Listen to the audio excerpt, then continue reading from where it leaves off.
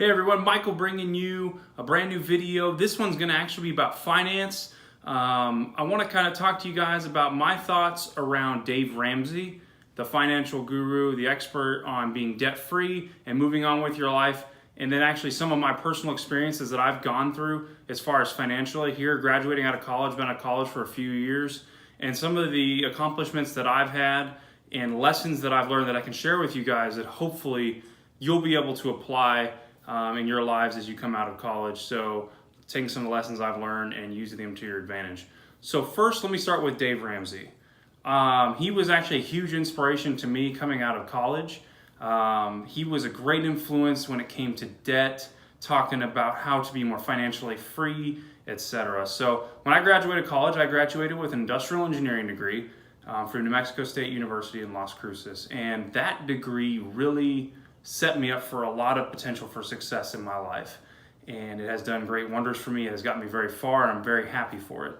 Now, as far as debts, when I graduated college, I had student loan debt and I had credit card debt. And I had probably more credit card debt than the average. I graduated college with $13,600 in credit card debt.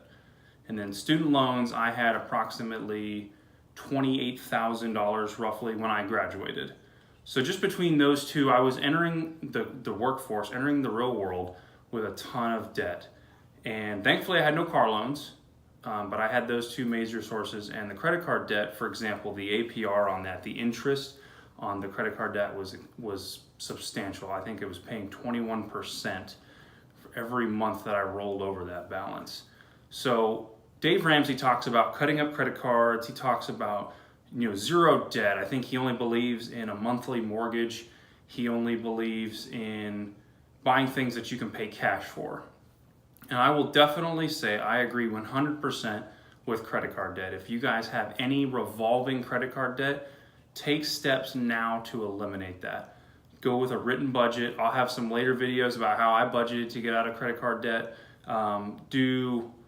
Financial Peace University, that's a product he offers. I never did that, but that is something you can read books that he has. They're really easy to read and get some financial peace from that. And then just overall financial counseling. So let me start with the credit card debt.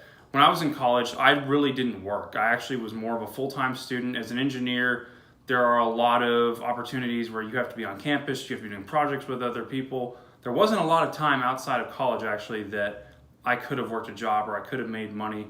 I'm not saying that I couldn't, and I did work a couple jobs when I was in college, but realistically, my expenditures are what got me in trouble, not necessarily the fact that I didn't make enough money. I spent way above my means. A lot of that debt accumulated in the last couple years that I was there, whether it was just traveling, honestly dating. Dating is very expensive. Just doing things that were beyond my means, right? And it's not like that $13,000 happened overnight. It happened over a period of time. But when I graduated, I found myself moving across the country from New Mexico to Georgia. And I found that I had to buy things for my new apartment. I kind of didn't have much when I left college, so I had to buy all these new furnishings and bought what was expected of me. I had an old 96 F-150 with 200,000 miles on it. And that thing was a repair junkie. When I moved to Georgia, I lost the clutch, I lost the transmission. So a lot of things were kind of happening against me. But what happened is I got on a budget, and I decided, you know what, I'm not going to be in credit card debt anymore. So I set a goal, I set a timeline, and I set a budget, and I got myself out of debt in 8 months on a pretty decent salary. So obviously, having a better offense with the money that you make is going to help you. But either way, you've got to set that budget. You've got to play major defense. You've got to get yourself out of that credit card debt. It is a trap, 100% a trap. For anybody that's been in credit card debt, they can understand where I'm coming from, but it is something that will eat you away as the interest that is tacked on every month in that payment you make. You just keep falling deeper and deeper into the hole, and it will take a long time to get out of it. So the harder you go after it, the better you go after it. That is the debt that I would just 100% kill as fast as you can, because really no investment's going to make 20%, 21% or more a year to counteract that debt. So Dave Ramsey, his philosophy, this is where I differ from him. So I totally agree with credit card debt. I don't think everybody should cut up credit cards unless you find yourself, in a vulnerable situation when it comes to credit cards. Do you overspend because you have them, or can you reasonably use them and responsibly use them to where they actually earn you rewards, cash back, etc.? So basically, I use a credit card like cash. I gather cash back rewards from that. I never go over my limit. I never am revolving any debt. I pay it off in full every month, and it actually works to my advantage. And the thing is, when it comes to student loan debt or car debt, I don't think it's necessarily as advantageous to pay that off as quickly as possible. I would say car debt, I'm a little iffy on, just from the fact that depending on your interest rate that you have on it. If it's a lower interest rate, you're probably fine. But if you have a higher interest rate, I would say above 6% or more, that would maybe be something I would go after faster. But student loans on average are 6% or less. And in that case, that's not necessarily a bad debt to have. And now let me kind of further explain. All debt is debt, right? You owe money to somebody else. Somebody else is controlling you in that respect. So when I have student loan debt, basically whoever the lender is controlling that money. So that's not something that I own, that's something that I owe. And as far as my net worth, that goes against in the negative column and so forth. But when it comes to things that you need in life, say like buying a house, owning things, and being able to have the money for emergency fund situations, etc., I'm not a huge proponent necessarily of paying off student loans as quickly as possible. So as long as the interest rate is low enough, that is a debt that you can keep going and paying the minimums until you have certain things. For example, my wife and I are planning on purchasing our first home here next year in the summer, and we both have student loans, and we've decided that we are going to pay the minimums on those until we actually have the house. And then once we have the house, then we're going to tackle that student loan debt as fast as possible. But the idea being, we're paying rent right now. We've been paying rent for a couple of years, and that's just money that's paying somebody else's mortgage, right? So that is going against somebody else's mortgage. They're getting the benefit. We're paying for the benefit of being able to live here. So it's not necessarily a bad thing, but we don't want to do it forever, because then it becomes an expensive place to live.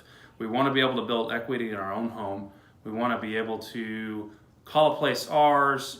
From a financial perspective, it ties up a lot of money in an asset.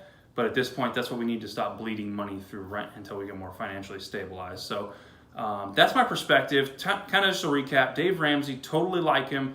I think he's a great resource for anybody that's been in financial trouble before, or if they're in debt.